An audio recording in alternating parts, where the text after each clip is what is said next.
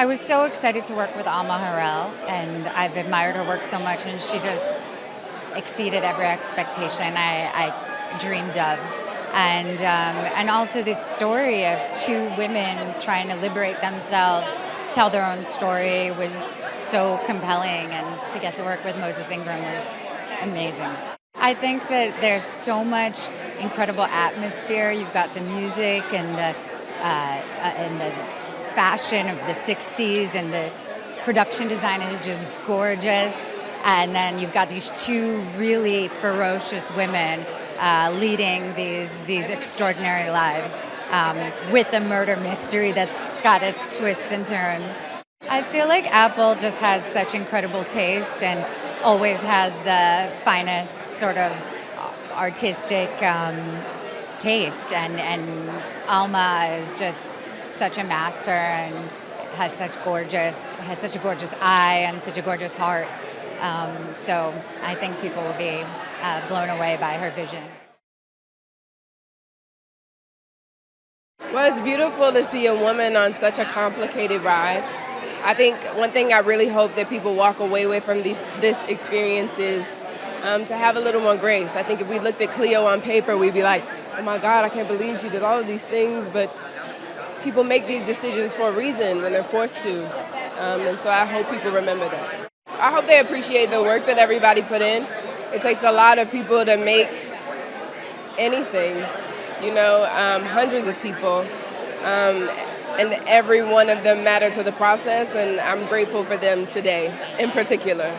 Alma says tension, murder, mystery, and I think that encapsulates it perfectly. Apple TV is the home of prestige. I'm so happy every time I get to come back and do quality work. My Song in a Dream dance sequence, it would probably be something by Megan Thee Stallion. Probably. Yeah, that's what I got. To be welcomed in as not just a body, but as a collaborator. To feel like my thoughts and ideas on Cleo mattered, on the city mattered, and it's really priceless. Alma is tremendous, light, positive, and she comes with that every day. Same energy. What you see is what you get, and I appreciate that. And Natalie Portman is a legend, and I strive to reach that level on a daily. So I love Alma as a filmmaker, and Natalie's one of my favorite actresses. I think she's amazing. I think it's full of surprises. It's beautifully shot. Alma's a visionary, and Natalie's incredible. It's an incredible ensemble cast as well. So a lot of beautiful performances. I'm so excited for people to see Moses's beautiful work, and really excited for people to see Alma's imagination. The show is captivating and artistic, and something that I think is going to inspire a lot of people. My character is Dora Carter, and she's Cleo Johnson, Moses Ingram's best friend, and it's like watching something warm, like friendship for like that stretch of time, sisterhood. I'm just ready to, it's so beautiful.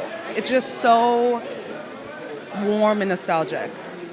And that's who Dora is. She's Cleo's best friend. She's a jazz singer. She's sexy. She's cool.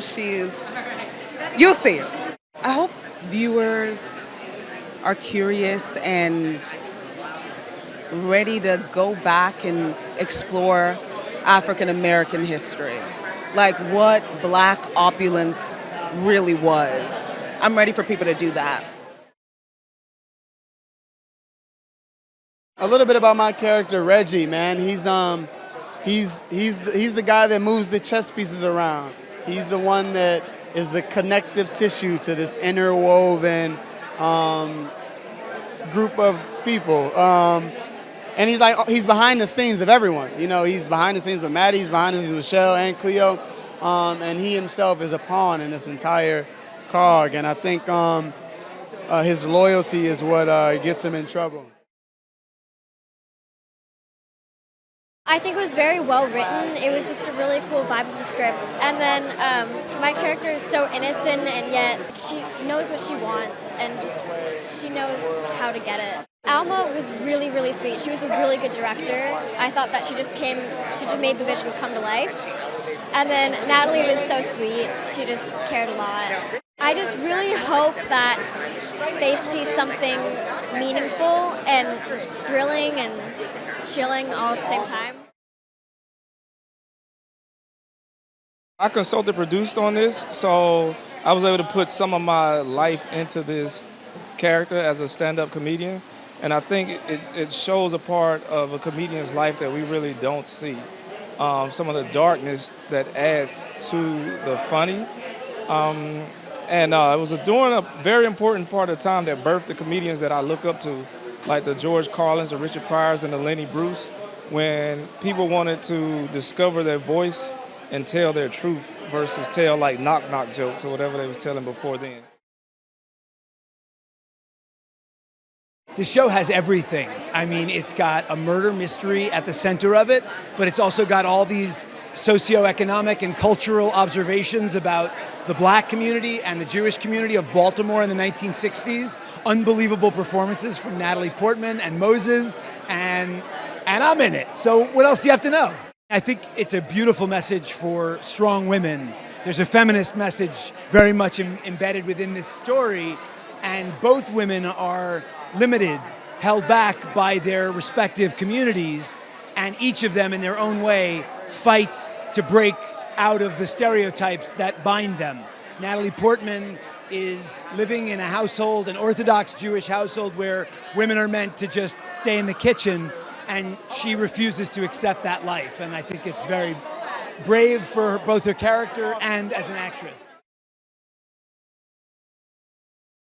It was, from the minute I heard about it and that Natalie Portman was attached to it, I just had to read the book, obviously. And then when I read it, I just couldn't let it go. And there's just something about this that is a combination of so many things that are, on my mind, I guess, and a way of telling a story in a new way that involves murder and mystery and twists and turns, but it's really about people, and about the duality of our existence in a world that doesn't always let us make our dreams come true and punish us for what we want. Apple really let us do something that I think everybody else was afraid of, and they understood the vision of this show, that it's not another show that treats storytelling in a way that people are used to.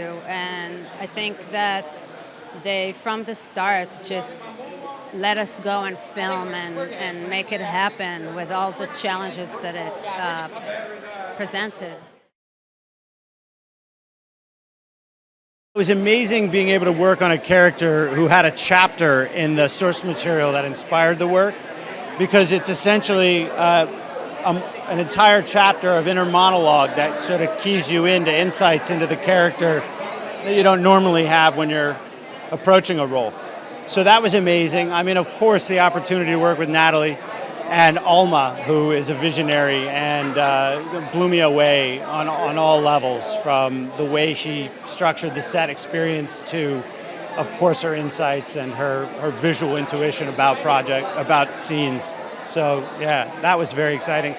Wallace himself shares a history with Natalie and is somebody who has a position, I don't want to give away any spoilers, but somebody who has a job that she might have had if she weren't a Jewish woman growing up in Baltimore in the 60s.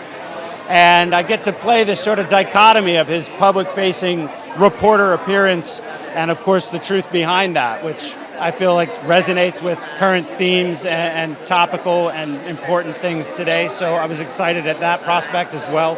It's a story that contends with identity and of all kinds of religious, gender identity, and sort of holds a mirror up to some of the issues that are very important today. I think the first thing that appealed to me were the people working on it. Natalie and Alma are two people that I've wanted to work with. And then beyond that, the character just really interested me. I think it's always fascinating when there's a character that there's a lot under the surface and there's something that you can dig into. So I think that's really exciting when there's a lot to discover. So I was invigorated by that in the script. It's a mysterious, dark, wild ride with two women's lives colliding, and throughout the series, there's mystery that unfolds. You learn about the people, the characters, and the imagery is beautiful, and the sound and the music is beautiful. So it's like a dream. Dream dance sequence, I would say me and my shadow. I think the biggest thing about the script in of itself was that Ferdie's a man who wasn't willing to compromise. And that's an admirable quality that, I'm always going to be appreciative of, and I found it really intriguing to play.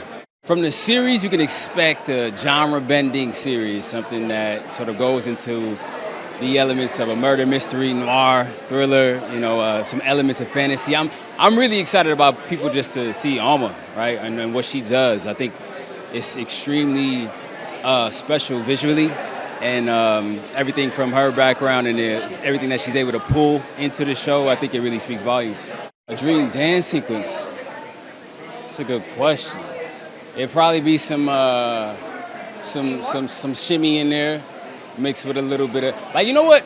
Honestly, I feel like You Send Me, Sam Cooke will be playing somehow. Might just be a slow dance. Maybe with my mom. She's somewhere. I don't know. But I'd have to go with that. It's different because I've seen a couple of the episodes and Alma has really made it her own. And she's made it this wonderful kind of fever dream about two women who end up on a collision course in Baltimore in the mid-1960s. I hope what viewers take away from the story is that in the end, everyone owns their own narrative, and trying to steal someone else's life story is a kind of incursion. It's, that we all own our own stories and no one else should be trying to define who we are. I mean, sure, reporters do that. It's part of a journalist's job. But at the end of the day, we get to be the expert on ourselves. If I had a dream dance sequence, oh my gosh, I think it would be Lydia the Tattooed Lady from an old Marx Brothers film. To be completely honest, all I really needed was a call from Alma asking me to do the project, and I was in. But that being said, I got the added bonus of reading the fantastic script and also getting a very complicated character because, Seth is he's not the nicest of people. He's not the most morally agreeable. But I think those are the most interesting characters to play, and they're the most fun to play because they're complicated, I think just where it goes, because I don't think anyone knows quite where it's going to go. And hold out because it gets crazy and it's worth it. So, yeah. If I was to have a dream dance sequence, what song would I play? There's this song called That's Alright, but I don't know the name. It's this crazy Russian choir, and it's this song it's called That's Alright, and it's this beautiful woman's voice. Luckily, I read a review in the New York Times 5 years ago that Stephen King wrote on the book that had just come out, and I really took to it. And as I read it, I really thought I saw one person in mind, and it was Natalie Portman to play Maddie. And my late partner and I were able to get her infected with the same kind of enthusiasm that we had for the project. And from there, it was who was going to become the filmmaker, and we had one wish for that, and that was Alma Har'el, and luckily she said yes, and then we were off to the races. As Alma always says, tension, murder, mystery, and I'll add dancing. To be honest, I think I'm just excited for people to not know what to expect, to go in with their own ideas, and then every episode it kind of continues to shift, and then later I think it flips itself on the head, and I'm just excited to see how people ride that roller coaster. Apple's been so supportive since the beginning. They've just been so supportive the whole way through, allowing Alma the freedom to reinvent the book and make it her own.